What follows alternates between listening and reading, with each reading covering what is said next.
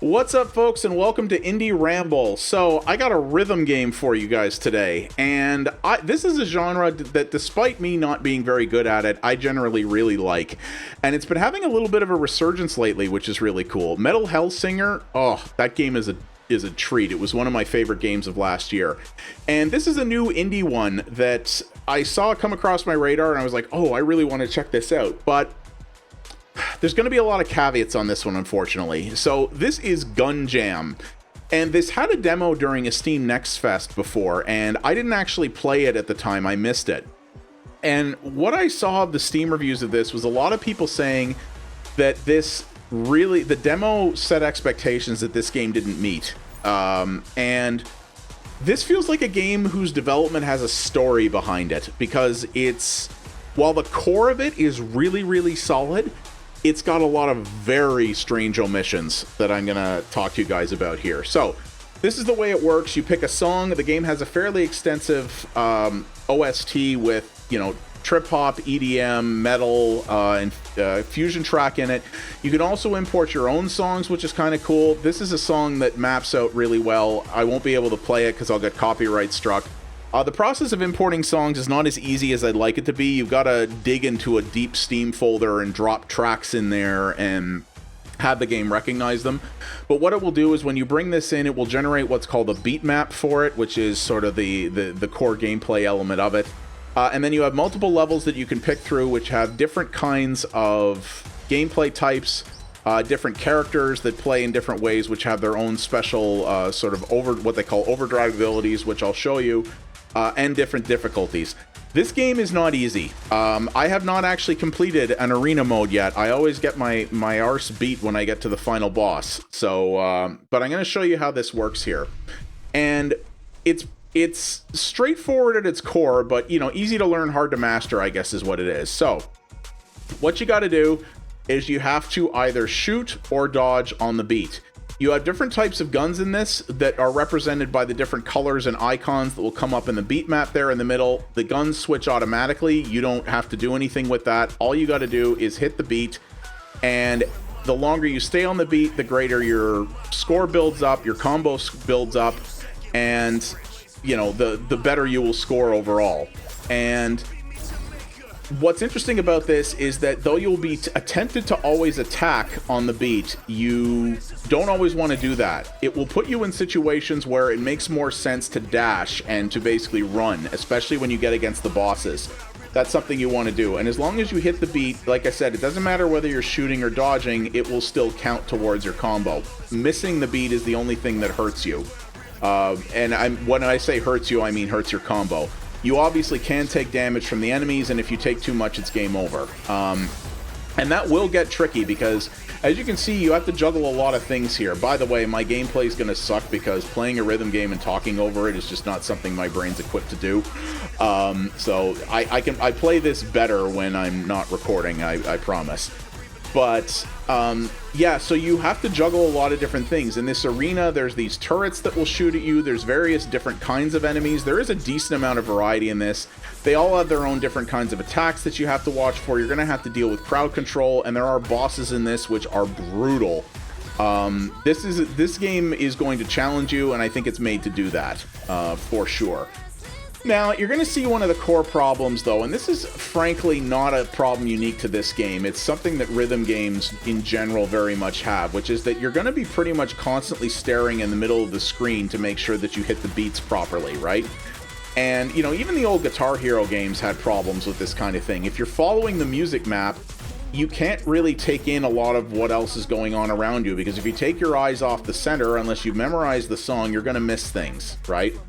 So this game actually looks pretty cool, I think. I really like the enemy designs. The arena designs are cool. It really loves popping colors, and the levels are reactive to the beat and things like that. It looks cool, but you're not gonna really see it most of the time because you gotta be staring dead center there to stay on top of the enemies, unless you play something so much that you memorized it. And I can't really fault this game for that in particular, because as I said, that's not an uncommon problem with rhythm games, though some games like Metal Hellsinger have kind of overcome it to a point by having, you know, like a beat indicator on the screen, but you don't have to.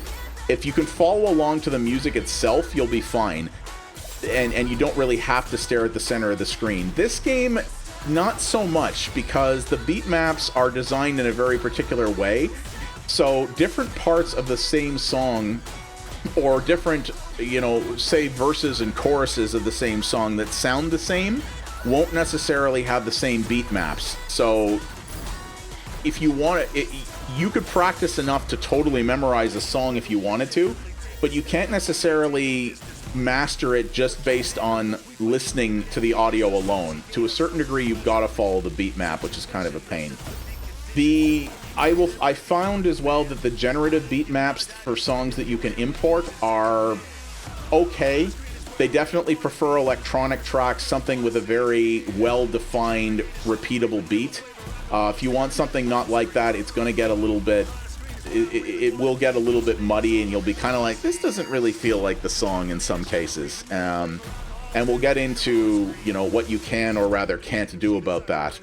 And this is your aim. You have to get through the arena. You know, you're going to be shooting these different guns as they come along. You have overdrive abilities, which are dependent on the character you pick. The weird thing is that you can't pick the character that you go into the level with. As you saw back in the menu there, different levels play with different characters, but you can't take each of the characters into each of the arenas, which is very strange. You've got to choose to play in a particular scenario in order to play with a certain character with their certain abilities. Oh, here's the boss.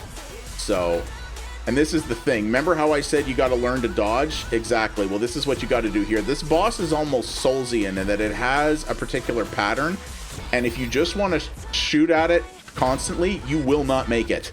You have to know when to shoot and when to dodge to be able to dodge both its attacks and all the surrounding attacks that are coming as well, which you're seeing. There's mobs, and I didn't make it again. And there's those turrets. You got to really stay on top of things with that.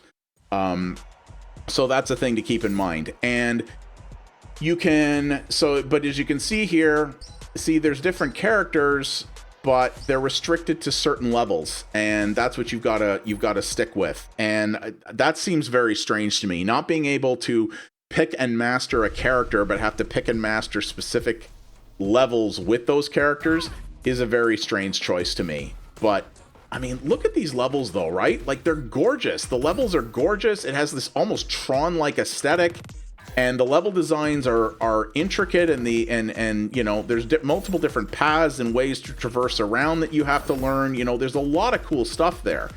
But the reason I say that it feels like this game came out before it was ready, and why a lot of the community seems to be saying that too, is because... not because the game doesn't have a good core. You know, it's technically sound, it runs well, it doesn't crash, it's got some advanced features in it, like support for DLSS on NVIDIA RTX cards so that you can keep your frame rate up. It's got some nice stuff like that. The level designs are very good. The core gameplay, while very difficult, this is definitely not an easy game, especially on levels like this. The core gameplay is good. The enemy designs are cool. The guns work well. You know, the traversal is fun. The movement is good. You know, all of that stuff is good. But everything around the edges feels like they just weren't able to implement it before it shipped out. The game has a scoring system. It has no leaderboards of any kind. Online, offline, doesn't matter. They don't exist. As you can see there, the game is really, really hard, and can be really hard right out of the gate.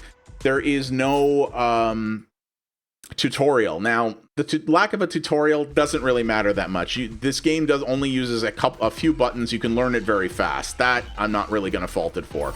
I think some games spend way too long tutorializing, and this doesn't have to, which is really nice. But yeah, there's no online leaderboards. There's only a handful of levels. The soundtrack is fairly expansive internally, which I like. But while you can import your own music, you can't edit your own beat maps yet. So with the... If you import a song and you don't import a song of the type that it's good at mapping, there's nothing you can do about it right now. So you're going to be stuck either playing a song that you like with a beat map that makes it not fun to play, or you're going to be you're going to be like, well, I guess I can't play that song, you know, and that's frustrating. You know, yeah, the inability to use every character in every level, the lack of levels. There's no story to speak of. It doesn't have to have one, but you know, that would add something to it, given the sparseness of the other features. There aren't even Steam achievements in this game. And though that's kind of a weird thing to pick on, because, you know, a lot of people don't really care about achievements in games, to me, it's often a sign of a game shipping before it was ready, because Steam achievements are fairly easy to implement. I've talked to many devs who've told me about that. They are fairly easy to implement. And usually when a Steam game doesn't have achievements, it's either because the developer doesn't like achievements and didn't want them, which is a perfectly valid choice. And maybe that was the case here, I don't know. Or their game shipped quick and they didn't have time to implement them. And that's more what this one feels like. This game has really good bones. Like I said, it seems that the developers put all their resources into making the core gameplay loop and the core tech of everything work really, really well, and then ran out of time and had to ship it with all the other quality of life things that it should have, and made it a little bit bereft of content for the price. And that's a bummer. But here's the thing. As I record this now, this game does have a version in the Steam beta branch that is supposed to have better beat mapping functionality, the ability to edit beat maps, which we talked about, the ability to it's supposed to have some more levels, and it's supposed to have a lot of tuning to it, and they said there's more stuff coming. So they seem committed to supporting it. But that's in beta right now. I was going to wait until that. There's been no word about how far along it is or how long it's going to be in beta. I was going to wait until that came out to do my impressions of this. I was going to sit on this game for a while, but under the particular arrangement that I got a press code for this, I'm supposed to submit coverage by a certain date. And it looks like that beta won't be ready in time, so that's what I'm doing. And in that situation, I have to review the game that's in front of me. You know, all the best reviewers will tell you you have to review a product on what it is now, not what it will hopefully be later. Now, the fact that there is a beta branch with additional features in it that, in my opinion, should have shipped in the base game, that's a good sign. But we don't know how long it's going to take for those things to come out. We don't know if they're going to solve all the problems, and we don't know what support they're going to give beyond that. The devs do seem committed to the game, and all kudos to them for that.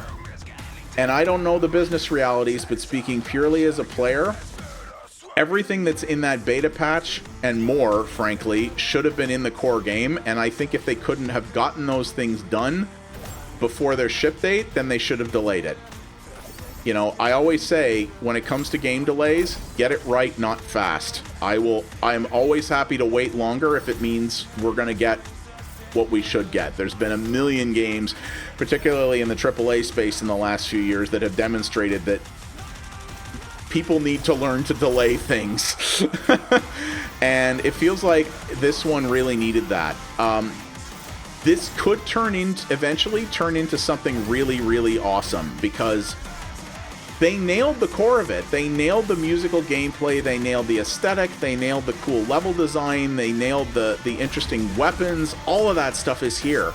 But everything around it needs to be done. This game needs leaderboards, preferably online, preferably with replays. It needs that beat map editor. It just needs a better beat map algorithm, because a lot of people are not going to want to bother having to you know, edit their own stuff. It needs more content desperately.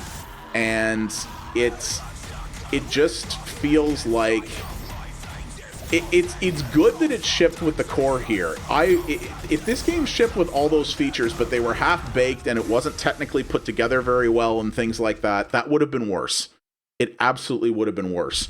And I'm glad they chose to go this route of get the core good to lure in the rhythm players, and then everything else that it should have had, we'll get to it. That's better, but that's still not what should have happened, in my humble opinion. But I applaud them being willing to support it. but it doesn't make the greatest first impression in that regard. And as I said, I got to review the product that's in front of me. I don't review bad games on this channel, what I consider to be objectively terrible games. I don't do that. There's other channels that do that, and that's not really my jam. I will review games that either necessarily didn't click with me, or that, or games where I'm like, yeah, this maybe wasn't for me, but it might be for you. Like where I could go, yes, you can tell there's quality here and that there is an audience for it. And that's where this is for me right now. I really like rhythm games, but in its current form, Gun Jam's not going to interest me beyond the end of this video. When that beta branch goes full, I'll probably look at it again on my own. Probably won't do another video on it unless that really fundamentally changes things with the game. And I'll if they get it to where it should be, I will absolutely give it a fair shake and I will absolutely play it. But coming off of Metal Hellsinger, which was one of my favorite games of last year, I love the idea of that, but EDM, but this is not that. It could have been, it can be, but it isn't yet.